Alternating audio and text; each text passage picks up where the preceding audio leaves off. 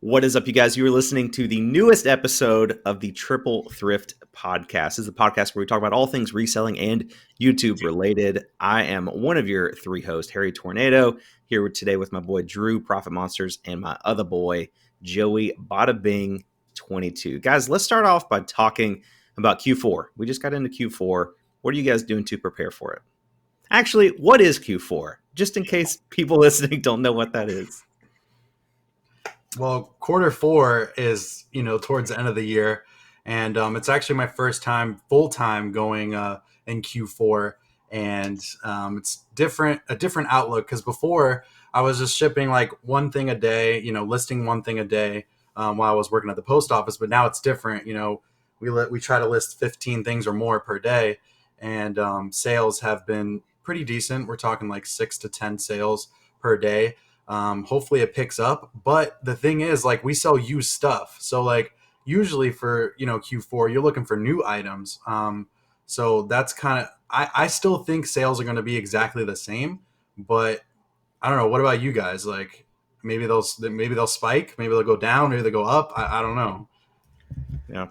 So my sales usually always pick up in Q4 because it doesn't really seem like it matters if it's new or used. If somebody's looking for something very specific and you have it, especially if it's vintage or older or something like that, you can't find it new anymore. So I usually do see a spike in sales in Q4. Now, this will be my third Q4 as a full-time reseller, and last year I don't really count because we were still kind of in COVID quarantine type area. So my sales were very, very good last year for the amount of inventory I had and what I was able to get during that season because, almost everything was really shut down and people were buying so much stuff online comparatively to being able to go to stores. And, Black Friday shopping was a lot online, and, all these Cyber Monday things and those types of deals, that I do expect Q4 to be a little less productive this year than last year because of that. Now that things have opened back up, stores are open, and all that kind of stuff, I do think that will change for me. But I still have high hopes. We are obviously officially in Q4 now. It's October 8th, 2021, as we are recording this, and I believe it's been 1 week technically of Q4, and it literally just started absolutely pouring rain at my house out of nowhere. So hopefully you don't hear that in the background. But I still am excited for it. I think Q4 is always a great time of the year. It's ways to look at hitting your goals. If you set goals for yourself for numbers, or for if you're paying off debt with reselling, it's a great way to motivate yourself to list more, to lower prices, to run sales, to grind your face off, to meet those goals and to hit those numbers that you want. So I agree with when you said, like, I don't like this year. I don't think is going to be as heavy when it comes to, I guess, online sales as it was last year. But I do think we're going to have more supply chain issues this year than last year.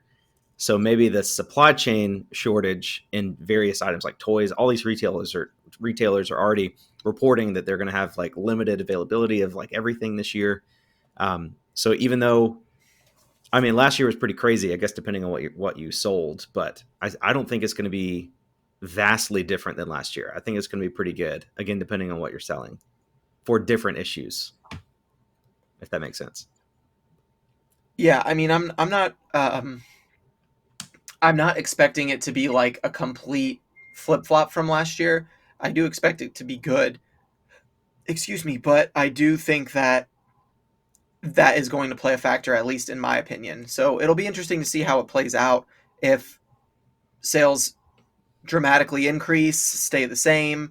It also depends on how much work you're putting in those types of months. A lot of people in Q4 take time off to be with family, and go spend holidays with friends and family and just kind of like enjoy the end of the year. And then some people really like put the pedal to the metal and start listing 20, 30 items a day, start grinding as hard as they can. They're out thrifting every day. They're doing all these different things. And so, it depends. It goes back to with every aspect of this business, the more effort you put in, the more you're going to get out of it. whether it's staying on top of your receipts, or actually thrifting or listing. This is a really good time for resellers to list those death piles if you have them. Yeah. You don't want to be left at the end of the year. If you do your taxes properly, you don't want to be left at the end of the year with these huge inventory amounts of stuff that's unlisted. It's Yeah. it's not good for your taxes. I don't know all the terminology for it, but it it benefits you to sell as much stuff as you can towards the end of the year than to just be stuck with, $40,000 worth of inventory, listed and unlisted, Yeah. because that affects how much you're going to owe in taxes. And again, I don't want to go too deep into this, but if you're cheating on your taxes, you shouldn't. Okay, let's just be honest. This is a regular business. You You won't should be pay. able to next year. Starting next year, starting to lower the federal threshold or whatever, for eBay to give out 1099s, Yeah. which I actually love. I've seen some posts on Instagram. They're like, I can't believe the IRS is doing that. I can't believe they passed this law. This is going to affect so many like small businesses. I'm like, it's literally going to affect only the small businesses that are evading taxes. That's Yep. it. Like, I'm in this Facebook group where it's kind of like people run raffles for golf equipment.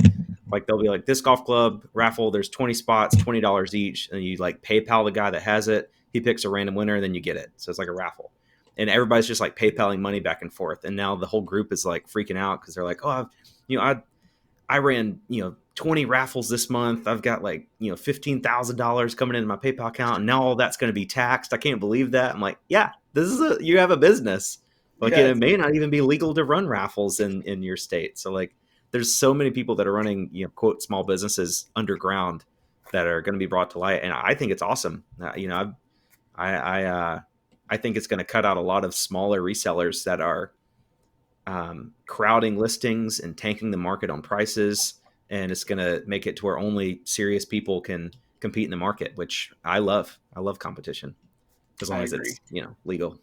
I agree 100%. It'll be interesting to see too for me because I'm very involved or active in like the vintage community on Instagram, and a lot of the vintage guys, all they do is run these auctions on Instagram late at night, and then people bid on these vintage t-shirts, and then they pay through PayPal or Venmo or Zelle, and then they do these raffles too where it's like, 20 spots for $25 for a chance to win this vintage Tower of Terror shirt. And Yeah, then it's like, now when you enter a raffle, they're like, hey, please send friends and family and don't put raffle in the description. Like, they tell yeah, you, not to put that in there because, first of all, they know they can get in trouble for running raffles without a license for it. And second of all, they're trying to avoid paying taxes on stuff, which I yeah, don't understand how any of that works in the future anyway, because it's like, how are you going to buy a house? How are you going to, get a loan for a car if you want to go get a new car? Like, I mean, if you unless you're living the Dave Ramsey lifestyle where you pay cash for everything for the rest of your life, you know, there's just no way to like have provable taxable income. You need to have that for almost anything. I mean, yeah, even jobs now, when you apply for a real job, quote unquote, like in the corporate world, they want to know where you worked at and how much money you made in the past. yeah, And so it's just interesting to me that all these people out there. I had one guy on Instagram reach out to me recently, and I don't want to read the message because it was a little inappropriate, but he basically was telling me that um, he goes to these vintage pop-ups and he sells through Instagram because he doesn't want to pay taxes, and that's how he lives this high life of, you know, smoking weed and doing whatever he wants and like all this kind of stuff. And these are some of the words that he actually used, but there was more inappropriateness in it, I guess you could say. And so I was like, yeah, but what about buying a house? And he's like, brother, you don't have to buy a house when you're living in the large all the time or something like that. And you know, I'm like, bro, there's only a couple of ways that you get money like that. Either you're selling drugs illegally, you won a really large lawsuit that you're not telling anybody about, and you have a lot of money in the bank. You inherited it from, a family member or something, or, you know, you started a business and you sold it and you made a lot of money. You didn't tell anybody about it, and now you're just flexing that you have a lot of money for no reason. or Like, you could be like Joey and you could win a bunch of money at bingo. How, Hey. how much money have you won at bingo this year, Joey? Just in case the IRS is listening. It was actually from when COVID started. That was the last time we played, but we played at a different place. Remember, I was telling you guys on Sundays we were playing at a different place for a while. But now we're back to our normal. We go every Monday night.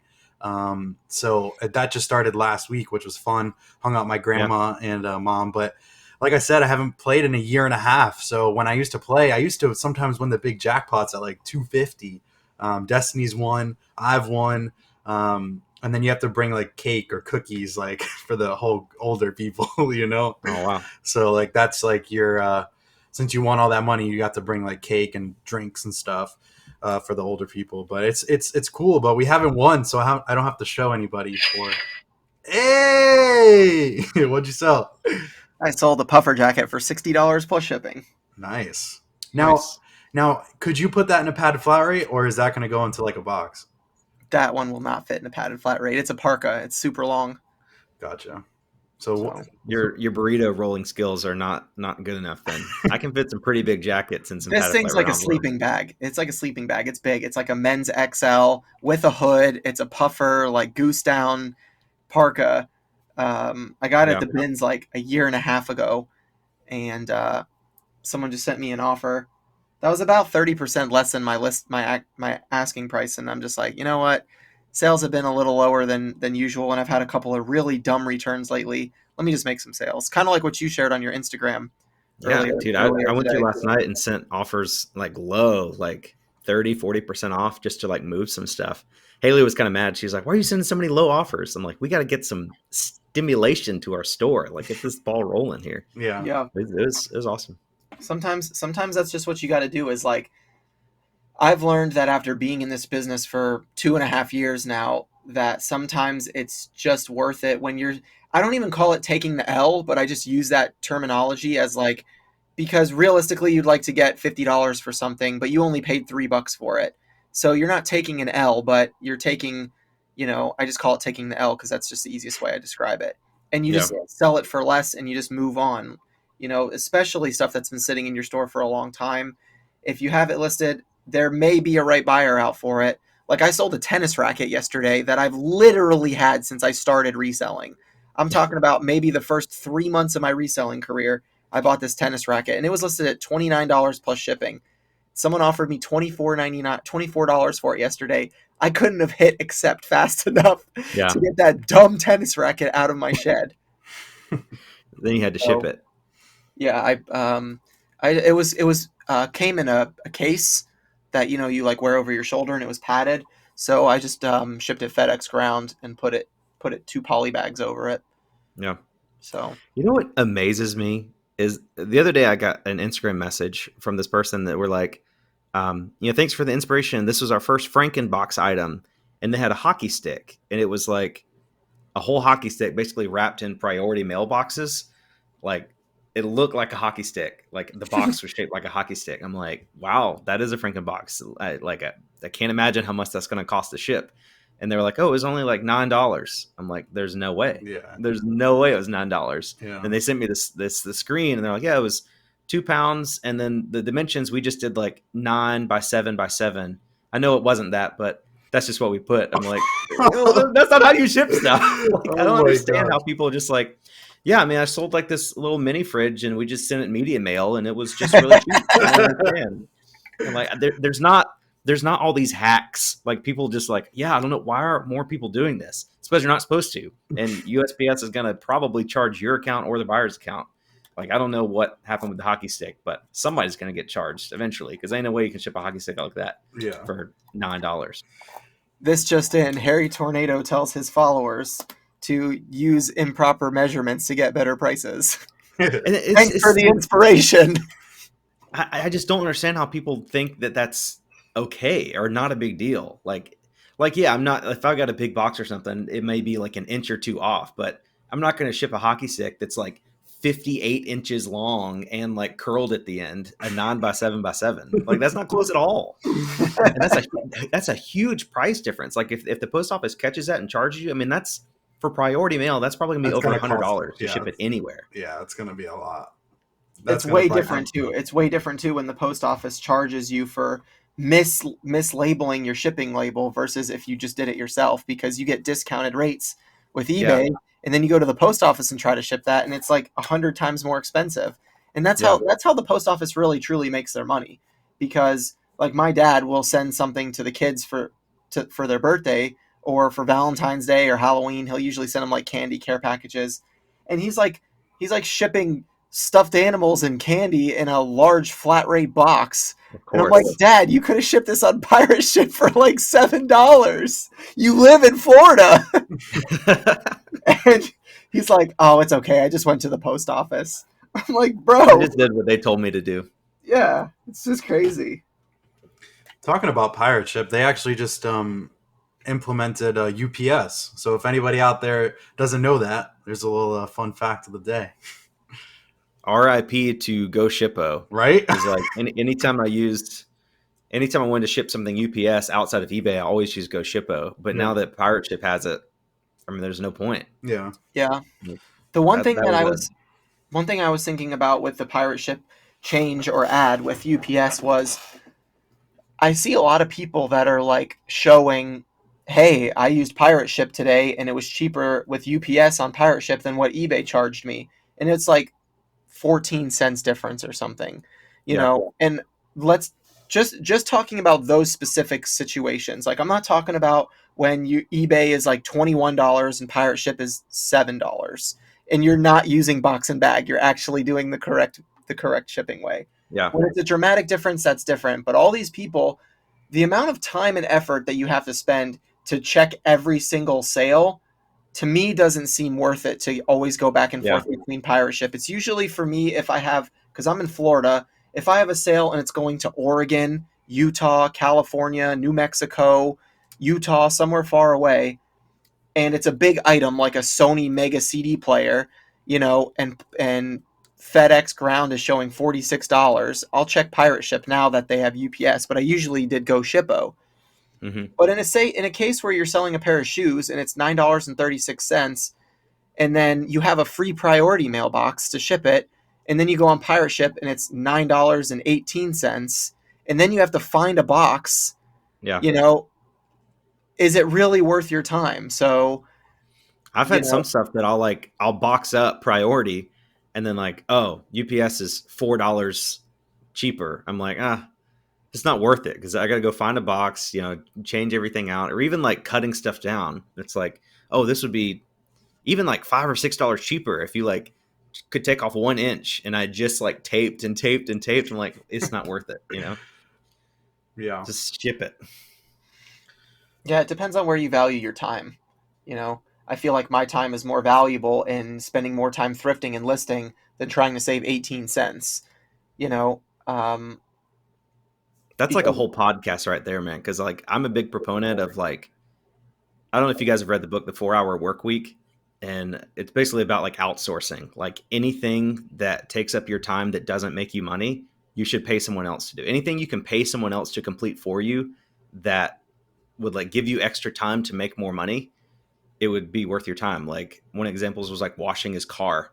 He's like, I'm not going to wash my own car because that would take me an hour. I can just pay some kid to wash my car like $20. And in that hour, I could probably make an extra $400, whatever his business was. Right. right? And so like a lot of people, I've seen a lot of resellers. They're very frugal and they want to save money, which is great. But I'm like, I don't know. Like I really want to, we tried to hire a maid for our house, a housekeeper, or whatever. And then we had to fire her, unfortunately. But I really want another maid because like Haley definitely does more cleaning than I do, but we both have a business to run, like YouTube videos to make and things to sell on eBay. I'm like, I don't want to spend 5 hours a week cleaning our house. Well, we could just pay somebody like $100 and they could clean it. Like if we each had an extra 5 hours of time to make more videos or list more on eBay, we could easily make more than $100. So I'm all about outsourcing things or like making sure you're spending your time in a productive way that's profitable. Like even Dave Ramsey's like, you never ever should go into a restaurant. I'm like, you should sometimes. Sometimes it makes sense.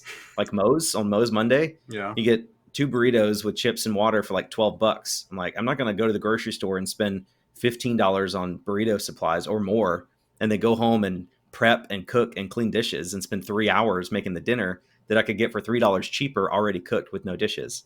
But Josh, you could use the leftovers as an extra meal the next night, and that's how Yeah. you save money. Yeah, and then you're going to end up eating burritos for 9 days. No, it's not. It's not worth it. Eating out is not always more expensive than groceries. It depends on the meal, and depends on how many people you have to feed to. I agree with that, but with me, like I have to eat healthy. Like, I don't know what it is. Like I couldn't go out to just eat because of that. There's different outlooks on that as well. Like I'd rather go home and make grilled chicken with avocados. Like that's what I love. That's my meal. But I understand what you're saying. But then your body's unhealthy. You know what I mean? Like I try to eat as healthy as possible. But I understand what you're saying there with time. I'm thinking about the other day when I posted on Instagram that I put pizza rolls on a pizza. Joey's like, I just can't do that to my body, Yeah. so I'm just gonna stay home and eat grilled chicken and avocados. I'll just have a carrot stick. Oh, I'm good. I'll just have a carrot stick. But yeah, I mean, most of the time, if you're eating out, and you're trying to be cheap, it's going to be unhealthy food. But Yeah. like Moe's is, I don't know if you guys have Moe's down in Florida, or if you're listening to this podcast, it's like a Southwestern grill place. So it's like burritos, burrito bowls. It's relatively healthy as long as you don't eat too many chips. I think my favorite restaurant is Zoe's Kitchen. It's like Greek food, and that's really healthy, but it's very expensive. Yeah, we had that. Yeah. So, Yeah. anyway, I was just saying, there's different. It's not always cheaper to do everything yourself. Some things you can hire out and actually save money. Yep. My pastor gave an example one time at church when he was first starting to be a pastor, like 25 years ago or 30 years ago. I don't remember how long ago it was. He was under his car one day, like working on his brakes or something like that. And he was getting really frustrated because things just like, I don't remember the exact story. The long and short of it is he was working on his car. He was getting really frustrated. He was trying to do it on his own and couldn't figure it out. And he's like, God, why can't I figure this out? And he basically said that God responded to him and told him, because you should be preparing for a Sunday sermon. And I told you to go get the mechanic that goes to your church and have him come over and work on this car, because basically the moral of the story is that God has given different people different gifts and talents. So pay the people who have gifts and talents in the areas that you're not gifted or talented in, so that you can use the talents and gifts that you have in the areas that you're gifted and talented in, so you can all be more productive. And that way he could have prepared his sermon. He could have got his car fixed at the same time, and supported the mechanic and his family financially. Exactly. Yeah, absolutely. Like when we went to that YouTube conference, have you guys seen Think Media YouTube channel with Sean Cannell, Benji Travis? Mm-hmm. So like Sean and Benji did a talk about like spending money in your business. Like it was like how to like hire employees and like expand your business and stuff. And so many people are like afraid to spend money on outsourcing because they think they're the only ones that can do it. Like I've been doing our own, like last year I did taxes for our business. I've been doing our own bookkeeping, and I just got to the point where I'm like, this just isn't, I don't know, I'm just spending a lot of time trying to keep up with the numbers here. And then I realized one of my friends here, is Wyatt's wife, Jenna. He's Rewilded Reselling on YouTube.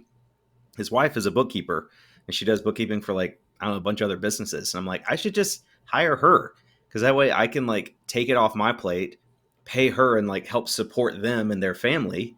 And like, it seems like a win-win, So, and Sean was saying in the conference, he's like, when you get like greedy and you want to like do everything yourself because you'll make more money that way, he's like, you're missing out on an opportunity to bless other people. I said in my video the other day, but he had said a client came up and said he didn't think he could afford a video editor. And Sean's like, how much money are you making on AdSense? And the guy's like, about 20 grand a month. He's like, you can afford a video editor. And it helps, like, yeah, you're going to make a little bit less money, but your plate's going to be freed up, and you're going to hire people, give people jobs, Right. It's all about perspective, and this is one reason why I do like a lot of stuff that Gary Vee says, because it's all about perspective. Like, if you're making that much money in AdSense a month and you really want to grow your YouTube channel, ultimately you're going to make more money because of the growth. So if you pay someone to edit so that you can film more videos and get more content out there, you're going to grow more, which is eventually going to lead to more revenue anyway. Yeah. So, a lot of people just got to stop thinking small. Like you got to start thinking, you got to think long term, dog. That's an inside joke. You guys, the audience won't get that, but anyway, um, a lot of it is just short term versus long term thinking and putting things into perspective. Like I tried to hire an employee to work for me, and I eventually want to get another person to work for me, but essentially I have Hammock as an employee now instead of a physical employee, but I'd much rather have someone just physically here because I think I can still get that cost lower Yeah. in a way, but We hired a lady. She actually had helped us in the past, but we hired her to do our shipping for us when we travel. Because like when we went to Los Angeles, we put our store on time away mode, and sales just like tanked. I mean, that's just what happens when you go to time away mode.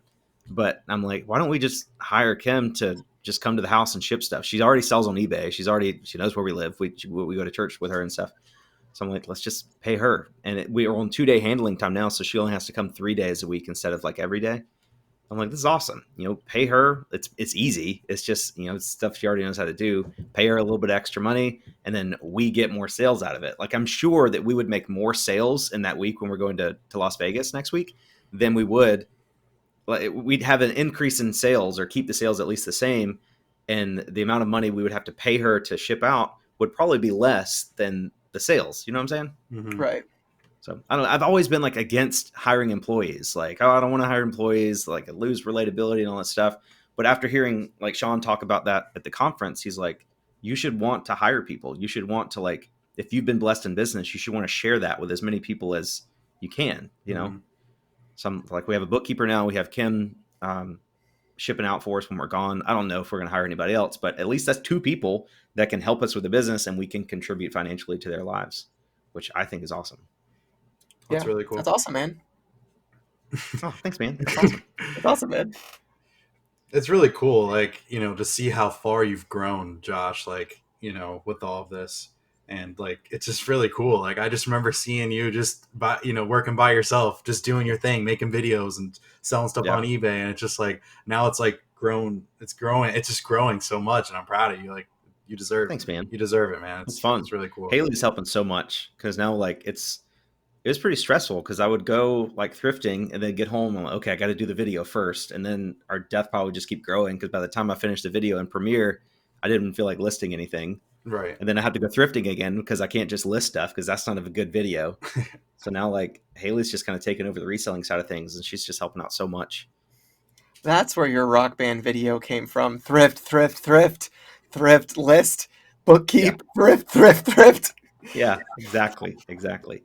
I mean, it's hard like balancing because like to grow a reselling business takes a lot of boring work, like just listing and sending offers and stuff. And if you're trying to like put out YouTube videos consistently, it's hard to find that balance of like consistent videos that are entertaining and doing all the boring work, fitting all that boring work in to actually grow your reselling business.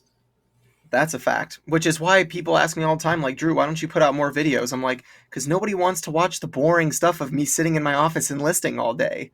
Yeah. Like, now I get there are other things that I can make content about. I have been lazy with YouTube videos, but I just put out a good one. Shout out to my wife for being part of that video. But I interviewed her, asked her, my Instagram audience asked me questions, and then I asked them to her, and she answered them. So that was a pretty cool video that we put out that is different than what's usually on my channel. So I enjoyed making that. If you guys haven't checked it out, make sure you go watch it. Yep. All right, so we're getting close to the 30-minute mark. I know we'd said we wanted to do shorter podcasts so we could do more, and that was like 3 weeks ago. So maybe we should keep this one short as well. Well, for me, yesterday was Asher's birthday, and then tomorrow is Zeke's birthday.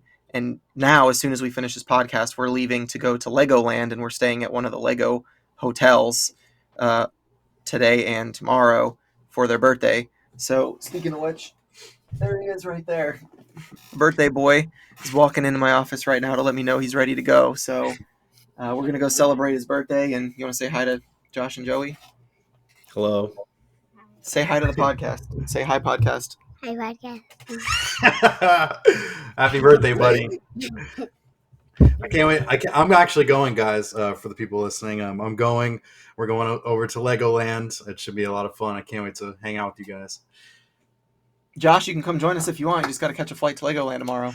Oh, I've always, ever since Haley quit and we don't have real jobs anymore, we have like thought like, oh, we could just literally go to the airport right now, just go wherever, and we never do it because it's like it's usually expensive when you like book flights like the day of or something, and you're trying to like be random and sporadic. But one day we're going to do that. That'd be I think sick. so. Real quick, one last thing. Speaking of Legoland, I'll tell you guys. We went to Legoland a couple months ago or whatever, and we were looking in the Lego store, and I found this like Lego Ninjago foam sword ninja set, and Asher really wanted one, so I was like, well, let me see if there's any selling on eBay so I can buy one for Asher and then flip one on eBay to pay for his. I feel like that's smart business. I don't think it's me being Yeah. cheap. It's just smart business. I'm already there. I'm already buying him one. So it turns out that there were none active or sold on eBay. It's a Legoland exclusive. You can only get it at Legoland. So I bought one and I put it up on eBay and sold it in a week it paid $23 for it, and I sold it for $79.99 plus shipping. And so Wow.